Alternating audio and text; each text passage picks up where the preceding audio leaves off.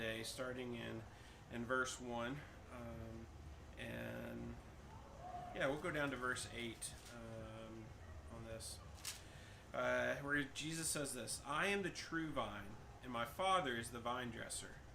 Every branch in me that does not bear fruit takes away, and every branch that does bear fruit, he prunes, that it may bear more fruit.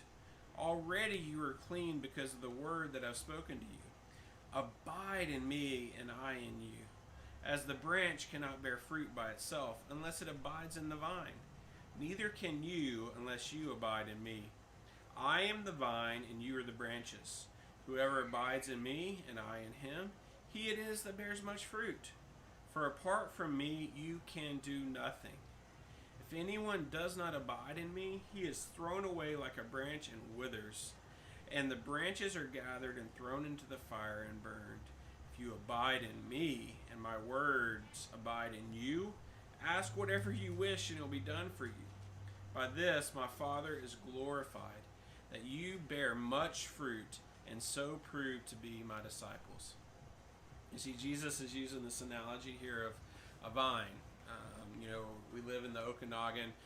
The vineyards are just so beautiful right now, with fruit and everything, and yeah, it's just a fascinating thing to watch them prune the vines and everything each year, so that it just increases the harvest, it increases the produce, and they bear more fruit because of it. And that's what Jesus is comparing us to. He's telling us, like, hey, yeah, at times in your life you're going to be pruned. Being pruned isn't very fun. Like, that's not a real enjoyable experience when you go through pruning. But the key is, when you're going through pruning, to remain in him, remain attached to the vine, because he is the vine, and through him, he's our source of everything, right? And so as we're pruned, we stick with him and we abide in him. And if I can encourage you with one word, it would be that one: to abide in Jesus, stick with Jesus, live in Jesus, dwell in Jesus, just remain in Jesus. And when you're doing that, then this fruit is going to come from your life, the kind of fruit that comes from him also abiding in you, where he's working in your life and through your life and impacting others through you.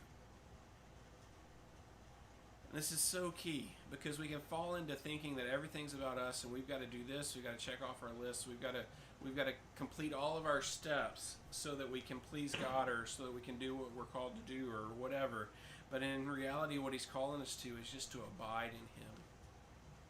And so I encourage you today to just abide in Jesus. This has been your word from the Word for today. I'll see you again tomorrow. Bye for now.